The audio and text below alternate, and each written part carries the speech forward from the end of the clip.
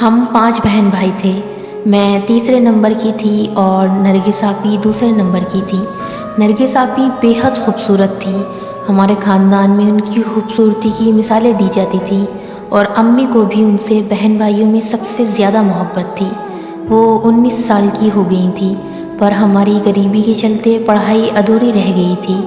پر امی انہیں پڑھا لکھا کر کسی قابل بنانا چاہتی تھیں، اس لیے ان کی پڑھائی دوبارہ شروع کروائی۔ ماسٹرنی صاحبہ جو ہمارے محلے میں رہتی تھی، نرگس آپی سے کچھ سال ہی بڑی تھی، وہ پڑھ لکھ کر ایک پوسٹ پر پہنچ گئیں اور اب وہ ماسٹرنی صاحبہ بن گئیں۔ امی نے ان سے نرگس آپی کی ٹیوشن کی بات کی۔ انہوں نے کہا، ٹھیک ہے خالہ، کل سے آپ نرگس کو بھیج دیجیے گا۔ ان کی شادی کو 5 سال ہو چکے تھے، پر ان کی کوئی اولاد نہیں تھی۔ اب نرگس آپی روز ٹیوشن جاتی۔ آپی کو پڑھتے ہوئے 1 مہینے سے زیادہ ہو گیا تھا۔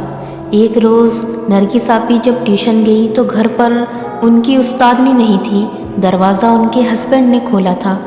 انہوں نے نرگس آپی کو اندر آنے کو کہا اور بولا کہ ماسٹرنی صاحبہ پڑوس میں گئی ہیں، تم اندر آ کر بیٹھ جاؤ۔ پر نرگس آپی باہر ہی کھڑی رہیں۔ آدھے گھنٹے بعد جب ان کی استادنی آئی، ان کے ہسبینڈ نے کہا، دیکھو تمہاری شاگرد سے بہت کہا اندر آنے کو، پر یہ باہر ہی کھڑی رہی۔ یہ پہلی بار تھا جب نرگس آپی اور ان کے ہسبینڈ آمنے سامنے آئے ہوں۔ ہمیں کیا پتہ تھا، بس یہیں سے ہماری پریشانی کا آغاز ہوا ہے۔ استادنی کے ہسبینڈ اس سے پہلی ہی ملاقات میں بہت متاثر ہوئے۔ اب تو وہ روز گھر جلدی آنے لگے۔ نرگس آپی کو شروع سب بہت عجیب لگنے لگا، پر اب تو انہیں بھی شفیق صاحب کی اس نظر کی عادت سی ہو گئی تھی۔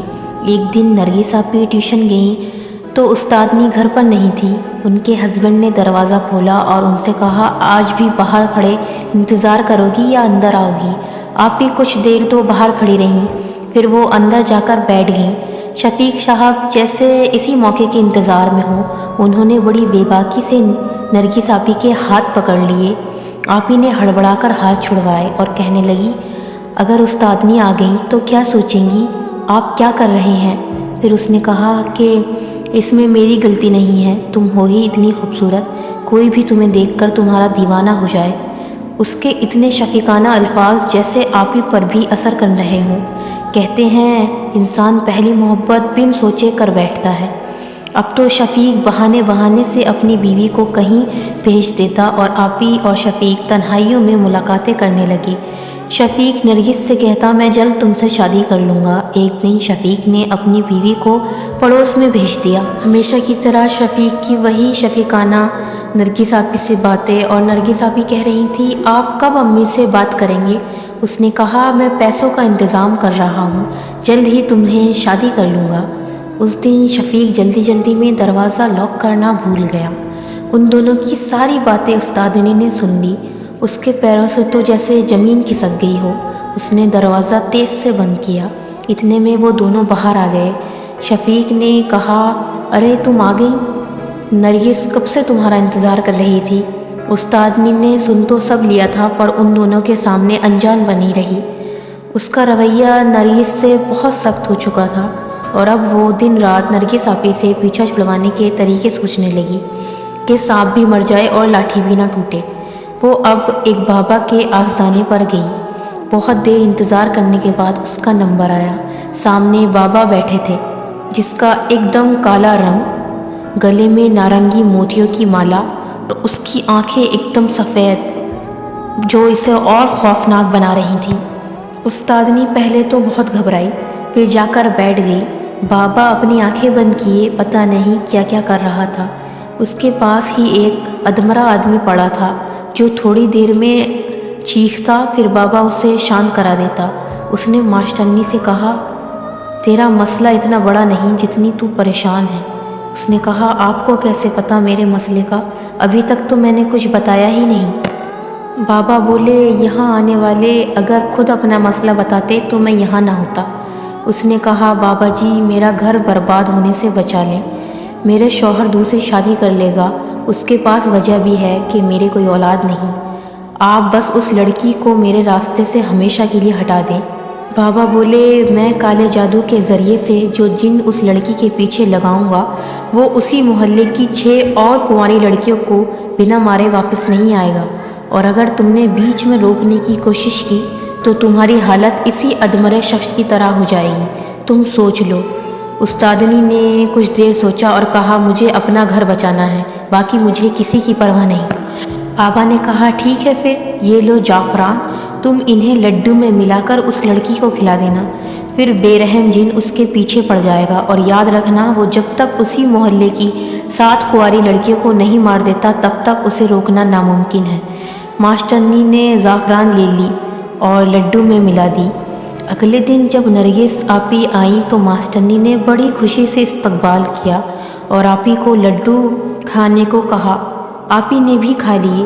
پھر اگلے 2 دن تو آپی ٹھیک رہیں۔ تیسرے دن آپی کو بہت تیز بخار آیا اور وہ بے سدھ ہو کر پڑی رہیں۔ امی ابا ہاسپٹل لے کر گئے، پھر آپی ٹھیک ہو گئیں، پر ہمیں کیا پتہ تھا یہ خیریت بس کچھ دیر کی ہے۔ اسی رات آپی کے کمرے سے چیخنے چلانے کی آوازیں آ رہی تھیں۔ ہم سب امی ابا آپی کے کمرے کی طرف بھاگے۔ امی نے ہم چھوٹے بہن بھائیوں کو وہیں روک دیا اور کہا تم کمرے میں رکو۔ بڑے بھائی ابا امی بہت تیز آپی کے پاس پہنچے تو منظر کافی خطرناک تھا۔ آپی کو قابو کرنا مشکل ہو گیا تھا۔ پھر کچھ دیر کی مشقت کے بعد انہیں سلا دیا۔ آپی جو اتنی خوبصورت تھی کہ ان کی مثالیں خاندان میں دی جاتی تھی اب بہت خوفناک ہو چکی تھی۔ ایسا لگتا جیسے ان میں خون ہی نہ ہو۔ ان کی حالت بہت زیادہ خراب رہنے لگی۔ امی ابا بہت زیادہ پریشان رہا کرتے۔ آس پاس کے لوگوں نے تعویذ کا مشورہ دیا پر کوئی فائدہ نہ ہوا۔ ابو مسجد میں آپی کے لیے دعائیں کراتے، بھائی بھی ان کے نام سے خیرات کیا کرتے۔ ماسٹرنی بھی نرگس آپی کو دیکھنے آئی۔ امی نے کہا وہ کمرے میں بند ہے، اس کو سنبھالنا مشکل ہو گیا ہے، اور ماسٹرنی نے نرگس آپی کو دیکھنے کی ضد کی تو امی اسے کمرے میں لے گئیں۔ آپی آنکھیں بند کر لیٹی تھی۔ امی نے آواز لگائی نرگس بیٹا۔ آپی نے آنکھیں جب کھولی تو ماسٹرنی کو دیکھا۔ وہ چیخنے لگی مکار عورت، تو اب کیا دیکھنے آئی ہے؟ تجھے میں جان سے مار دوں گی۔ ماسٹرنی گھبرا کر کمرے سے باہر بھاگ گئی۔ امی بھی باہر آ کر بہت رونے لگی کہ میری بچی کو کس کی نظر لگ گئی۔ ماسٹرنی بنا دیر کیے وہاں سے چلی گئی۔ امی تہجد پڑھ کر آپی کے لیے دعائیں کیا کرتی۔ ہمارے گھر میں ماتم سا چھا گیا۔ پھر اسی رات دروازے پر دستک ہوئی۔ ابو نے دروازہ کھولا تو سامنے استادنی کا شوہر کھڑا تھا۔ اس نے کہا کہ سمینہ بتا رہی تھی نرگس کی طبیعت بہت زیادہ خراب ہے، کیا میں اسے دیکھ سکتا ہوں؟ ابا نے بہت منع کیا پر اس نے ایک بار دیکھنے کی رٹ لگا رکھی تھی۔ پھر ابو، بھائی، امی اور شفیق کمرے میں پہنچے۔ نرگس آپی جو اپنے بیڈ پر لیٹی تھی شفیق کو دیکھتے ہی بیڈ سے کود کر شفیق کے سامنے کھڑی ہو گئی اور اس کا گلا پکڑ لیا۔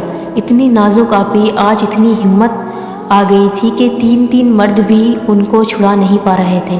امی بھاگتے ہوئے باہر بھاگی اور چیخ چیخ کر کہنے لگی اللہ کے واسطے ہماری مدد کرو۔ پھر 2 لوگ آئے، پھر سب لوگوں نے مل کر آپی کو قابو کیا۔ بڑے بھائی نے ایک رسی نکالی اور آپی کو روتے روتے باندھ دیا۔ آج تو ابو کی بھی ہمت ٹوٹ گئی، ان کی آنکھوں میں آنسو تھے۔ سب لوگوں نے ابا کو تسلی دی اور اپنے اپنے گھر چلے گئے۔ شفیق سے ابا نے معافی مانگی کہ ہماری بیٹی اپنے ہوش و حواس میں نہیں ہے۔ شفیق نے کہا میں جانتا ہوں، ہم کل نفسیاتی ڈاکٹر کے پاس نرگس کو لے کر جائیں گے یا سائیکائٹرسٹ کو یہیں بلا لیں گے۔ پھر ہم نے سائیکائٹرسٹ کو گھر بلایا۔ نرگس آپی نے اس سائیکائٹرسٹ پر بھی حملہ کر دیا۔ اب تو کوئی ان کا علاج سے بھی ڈرتا۔ پہلے تو آپی رات میں ہی چیختی پر اب تو انہیں دن میں بھی 3-4 بار دورے پڑنے لگے۔ آپی کی خوبصورتی کو تو جیسے نظر لگ گئی ہو۔ اب تو وہ امی ابا کو بھی نہ پہچانتی۔ امی بھی دماغی مریضہ بن چکی تھی۔ آس پاس کے لوگوں نے عامل کے پاس جانے کی صلاح دی پر بڑے بھائی بہت سے عامل کو دکھا چکے تھے پر بے رحم جن کا توڑ کسی کے پاس نہیں تھا۔ ایک دن میں امی کے ساتھ آپی کو کھانا کھلانے ان کے کمرے میں گئی پر آپی ہمارے ہی سامنے فرش پر پڑی تھی۔ ہم زور سے ان کے پاس بھاگے۔ وہ اس دنیا سے جا چکی تھی۔ میں دعا کرتی ہوں جیسے آپی نے تڑپ تڑپ کر جان دی ہے، اللہ ایسا دشمن کے ساتھ بھی نہ کرے۔ استادنی اندر ہی اندر پریشان رہتی۔ امی آپی کو بہت یاد کرتی۔ آپی کی موت کو ابھی 1 ہفتہ ہی گزرا تھا کہ عمر چاچا کی سب سے چھوٹی بیٹی کی طبیعت اچانک خراب ہونے لگی۔ عمر چاچا ابا کو بلا کر ہاسپٹل گئے۔ ڈاکٹروں نے انہیں ہاسپٹل میں ایڈمٹ کر لیا تھا۔ پورے محلے میں ماتم سا چھا گیا۔ اسی رات سننے میں آیا کہ عمر چاچا کی بیٹی نے نرس کا قتل کر دیا۔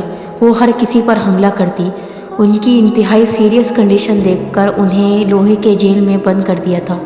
2-3 دن ہی گزرے کہ عمر چاچا اس نے لوہے کے سریوں پر اپنا سر پٹک پٹک کر اپنی جان لے لی۔ اس کی موت کو 4 دن ہی گزرے کہ محلے میں ایک اور کنواری جوان لڑکی پاگل ہو گئی۔ اب تو لوگ ڈر کر ہمارا محلہ چھوڑ کر جانے لگے۔ جن کے پاس پیسے تھے وہ تو چلے گئے، پر غریب لوگ وہیں رہ کر پریشانی کا سامنا کرتے۔ محلے والے بڑے بڑے عالم کے پاس گئے۔ پھر پتہ چلا کہ نرگس آپی پر کسی نے کالا جادو کیا تھا اور اس کو وہی روک سکتا ہے جس نے یہ جادو کیا ہو، پر پھر بے رحم جن اس کی جان لے لے گا، اس لیے وہ بھی ایسا نہیں کرے گا۔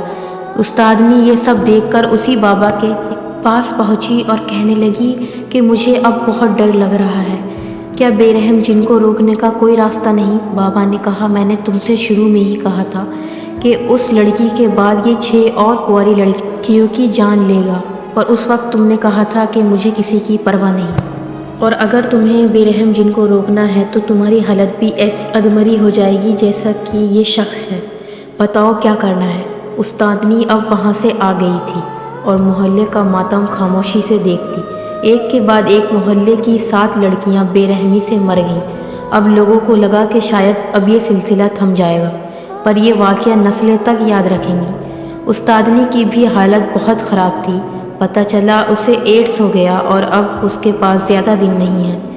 میں اور امی ماسٹرنی کو دیکھنے اس کے گھر گئے۔ امی نے وہاں جا کر بھی نرگس آپی کی باتیں کی اور رونے لگی۔